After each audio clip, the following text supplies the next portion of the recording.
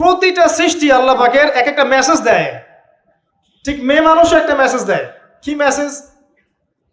আল্লাহ পাক মানুষকে সবচেয়ে সুন্দর করে সৃষ্টি করেছেন, আর মানুষের মধ্যে মেয়েদেরকে সবচেয়ে বেশি সুন্দর করে সৃষ্টি করেছেন। আল্লাহ পাকের সবচেয়ে সুন্দর সৃষ্টি হচ্ছে মেয়েরা, এবং তারা খুব নরম হয়, নরম, প্রজাপতি ধরার মতো। প্রজাপতিকে ধাপ করে ধরতে পারবেন না আপনি, শক্ত করে ধরতে গেলে প্রজাপতি নষ্ট হয়ে যাবে, মরে যাবে। প্রজাপতিকে কোমল ভাবে ধরতে হবে। ঠিক মেয়েদের সামনেও আপনার কোমল থাকতে হবে। বেশি হার্ড হতে যাবেন, শেষ। আমি আপনার গার্লফ্রেন্ডের সামনে কোমল হতে বলি নাই, আপনার ওয়াইফের সামনে হতে বলেছি। কোমল থাকলে আপনি জিতে যাবেন। দেখবেন দুনিয়ার চিল্লা ফাল্লা করছে আপনার বাসায়, আপনি চুপচাপ আছেন পাহাড়ের মতো, কোমল আছেন। 5 মিনিট পর দেখবেন নিজেই ঠান্ডা হয়ে এসে বলছে আচ্ছা সরি, ভুল হয়ে গেছে। আর যদি আপনি চিল্লা ফাল্লার কাউন্টার দিতে যান, তাহলে দেখবেন সুটকেস গোছানো শেষ, বাবার বাড়ি চলে গেছে। ডিল করা খুব ডিফিকাল্ট। এখানে আপনাকে খুবই সবরের পরিচয় দিতে হবে। আল্লাহ পাক বোঝার তৌফিক দান করুন। আর আমরা মা বোনদেরকে রিকোয়েস্ট করব, 4টা মূলনীতি মেনে কাপড় চোপড় পরবেন। আপনার কাপড়টা এমন হবে না যেই কাপড়টা পরলেও অঙ্গ প্রত্যঙ্গ দেখা যায়, বোঝা যায়, এমন হবে না। কাপড়টা এমন হবে না এত টাইট ফিটিং যে আপনার অঙ্গের উঁচু নিচু অবয়ব বোঝা যায়, এমন হবে না। কাপড়টা এমন হবে না যেটা অমুসলিমদের পোশাক, আর কাপড়টা এমন হবে না যেটা পুরুষদের পোশাক। এই মূলনীতিগুলো মেনটেন করে কাপড় পরবেন ইনশাআল্লাহ। এছাড়াও মেয়েদের কথায় পর্দা আছে, চলনে পর্দা আছে, ওঠা বসায় পর্দা আছে। নামাজ পড়ার সময় তাদেরকে কিছুটা শালীনভাবে নামাজ পড়তে হয়। তাদের চোখের দৃষ্টির মধ্যে পর্দা আছে। এগুলো কে শিখাবে এখনকার মেয়েদেরকে? সবসময় বিজি দেখবেন নতুন কোন সিরিয়াল আসছে, নতুন কোন ফ্যাশন আসছে, নতুন কোন পার্লারে কি আসছে, কোন কাটিং আসছে, কোন নায়িকা আসলো। ওই যে বাংলাদেশে কোন এক নায়িকা আসছে, তাই নিয়ে মিডিয়াতে এমন তোলপাড়, মনে কি নাকি একটা অবস্থা। আল্লাহর কাছে তোমার কি মূল্য আছে হে? আল্লাহর কাছে তোমাদের কি মূল্য আছে? তোমরা কি 5 ওয়াক্ত নামাজ পড়ো? তোমরা কি পর্দা করো? তোমাদের মধ্যে হায়াবোধ কিছু আছে? তোমরা মানুষকে ভালো কিছু শেখাও, সমাজকে ভালো কিছু দাও, শালীন কিছু দাও। আল্লাহর কাছে তোমাদের কি মূল্য আছে? নবী সাল্লাল্লাহু আলাইহি ওয়াসাল্লাম তো জাহান্নাম দেখে সেই কথাটাই বলেছেন, আমি জাহান্নাম দেখে আসলাম, সেখানে বেশিরভাগ অধিবাসী হচ্ছে মেয়ে, নারী। কি কারণ? তারা এমন কাপড় চোপড় পরে বাইরে ঘুরতো যেই কাপড় পরেও তারা নগ্ন থাকতো। আমি কি ব্যাখ্যা করতে হবে? আপনি দেখতে পারেন না? এবং তারা স্বামীর সাথে কুফরি করত। সারা জীবন স্বামী যদি তাদের ভরণ পোষণ দেয়, ভালোবাসে, মহব্বত করে, তাদের জন্য জীবনটা ক্ষয় করে ফেলে, এক পর্যায়ে গিয়ে বলবে সারাটা জীবন তোমার কাছে কিছুই পাইলাম না। বাস্তব। এগুলোর কারণে মেয়েরা বেশি বেশি জাহান্নামে যাবে। এবং তারা মানুষ মারা গেলে মাতম করে, বুক পিঠ চাপড়ায়, এই কারণে যাবে। এবং তর্ক লাগলে অভিশাপ দেয় বেশি, এই কারণে যাবে। আল্লাহ পাক আমাদের মা বোনদেরকে হেফাজত করুন। তবে একটা হাদিস আছে সুসংবাদের।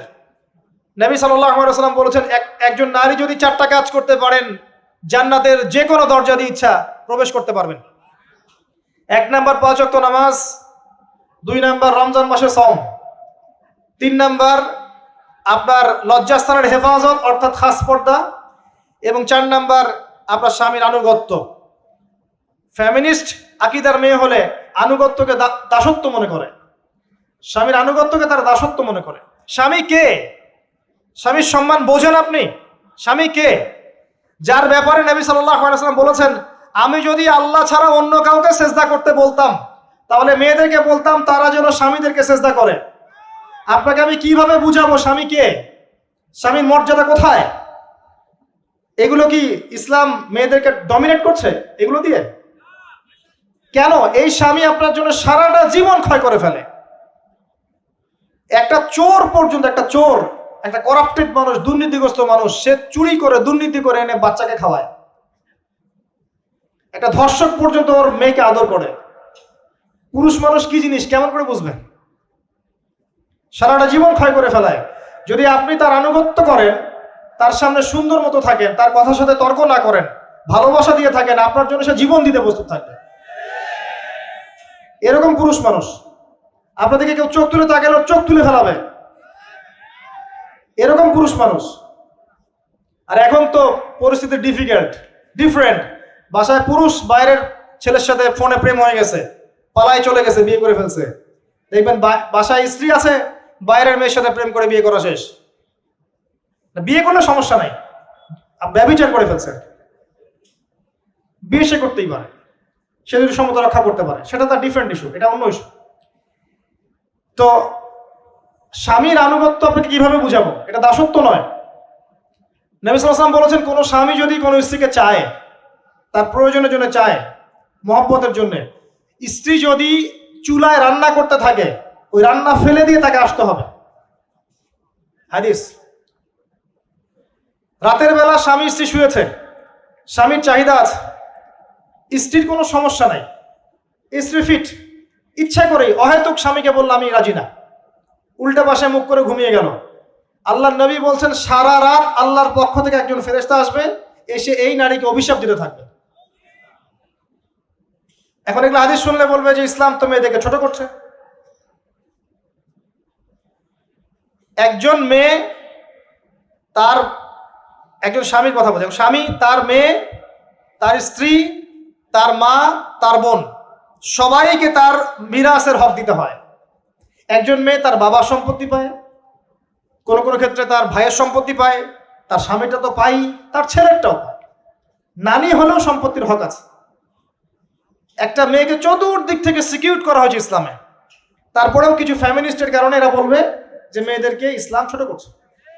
হ্যাঁ, মেয়েদেরকে ইসলাম কেন ছোট করছে? কারণ পর্দা করে যে বাইরে বেরোতে বলেছে, ঢ্যাং ঢ্যাং করে নগ্ন হয়ে বেরোতে নিষেধ করেছে, এই কারণে। যদি বলে যে হ্যাঁ ইসলাম আপনাদেরকে ফ্রি মিক্সিং এর স্বাধীনতা দিচ্ছে, আপনারা সবাই ফ্রি মিক্সিং করেন, গেঞ্জি পরেন, টি শার্ট পরেন, স্যান্ডো গেঞ্জি পরে বাইরে ঘুরে বেড়ান, টাইট ফিটিং প্যান্ট পরে বাইরে ঘুরে বেড়ান, সব জায়গায় আপনারা ফ্রি মিক্সিং করেন, পর্ন দেখেন, জেনা করেন, মদ খান, ইসলাম খুব ভালো। তখন তোমাদের জন্য তো ইসলাম নয়, তোমরা জাহান্নামে যাও, আল্লাহর কি আসে যায়? ইসলাম তোমাদের জন্য নয়, তোমরা জাহান্নামে গিয়ে মরো, ইসলামের কিচ্ছু যায় আসে না।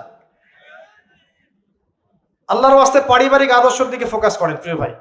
নিজে জাহান্নামের আগুন থেকে বাঁচান, পরিবার বর্গকে বাঁচান, পরিবার বর্গকে বাঁচান। পরিবার আরেকটা পার্ট হচ্ছে আপনার পিতামাতা। পিতামাতার সাথে খারাপ আচরণ করতে যায় না আল্লাহর ওয়াস্তে। সেই ব্যক্তির জন্য ধ্বংস যার পিতামাতা বেঁচে আছে, তাদের হক আদায় করে সে জান্নাতে যেতে পারলো না, তার জন্য ধ্বংস। আরেকটা অংশ আছে আপনার সন্তান সন্ততি। বাচ্চা কাচ্চার প্যারেন্টিংটা খুব সুন্দর করে করেন। যখন আপনি স্ত্রীর সাথে মিলন করতে গিয়েছেন, তখন দোয়া পড়েন, আল্লাহুম্মা বিসমিল্লাহি আল্লাহুম্মা জান্নিবনা শাইতান ওয়া জান্নিবিশ শাইতান মা রাযাকতানা। আমার মনে হয় এখনকার জেনারেশন যেগুলো আছে ফাসেক, মাদক সেবন করে, পর্নোগ্রাফিতে আসক্ত, ইয়াবাখোর, স্মাগলিং করছে, চুরি করছে, হাবিজাবি, ধর্ষণ করছে, আমার মনে হয় না তাদের পিতামাতা তাদেরকে জন্ম দেওয়ার সময় এই দোয়াগুলো পড়েছিল। কারণ পিতামাতা এই দোয়া পড়লে ওই সন্তানকে শয়তান স্পর্শ করতে পারে না। সন্তান হবে, সন্তান ছেলে হোক মেয়ে হোক, আপনার এটা নিয়ে মন খারাপ করার কিছু নাই। একজন কন্যা সন্তানকে লালন পালন করে সৎপাত্রে পাত্রস্থ করলে এই মেয়ে পরকালে আপনার জন্য জাহান্নামের আগুন থেকে ঢাল হয়ে যাবে। যার কাছে দুইজন মেয়ে আছে, দুইটা মেয়েকে সে ভালো করে মানুষ করেছে, নবী সাল্লাল্লাহু আলাইহি ওয়াসাল্লাম বলছেন সে জান্নাতে আমার সাথে এমন করে থাকবে, এইভাবে। কেউ যদি বিধবার দায়িত্ব নেয়, সেও নবী সাল্লাল্লাহু আলাইহি ওয়াসাল্লামের সাথে এইভাবে থাকবে। এতিমের দায়িত্ব নেয়, এইভাবে থাকবে। ফ্যান্টাসিতে ভুগছেন, একটা এতিম মেয়েকে বিয়ে করেন, একটা অসহায় তালাকপ্রাপ্ত মেয়েকে বিয়ে করেন, একটা বিধবা মেয়ে যার স্বামী মারা গেছে, কেউ নাই দেখার, তাকে বিয়ে করেন, তারপরে বোঝা যাবে আপনার মধ্যে কতটুকু দিন আছে। আর বর্তমান সভ্যতা আমাদের কি সমাধান দিবে? সবাই যদি দিনদার একটা করে ক্যাটরিনা খোঁজে, এই এতিম, এই বিধবা, এই যাদের দেখার কেউ নাই, এই মেয়েগুলা কি রাষ্ট্রের সম্পত্তি হয়ে থাকবে? এদের দায়িত্ব কে নিবে? পুরুষরা যদি দায়িত্ব না নেয়, কে দায়িত্ব নিবে? এখন কেউ যদি ওদের দায়িত্ব নিতে যায়, তখন তাকে আবার খারাপভাবে উপস্থাপন করা হয়, এই ব্যক্তির মনে হয় চরিত্র খারাপ। কিন্তু এদিকে বাইরে 10টা জেনা করে বেড়াচ্ছে, কোনো সমস্যা নাই, এগুলো উস্কায়। এইসব জাহেলদের জন্য ইসলাম নয়। ইসলামের প্রতিটা বেসিক ফান্ডামেন্টাল মানবতার কল্যাণের জন্যই।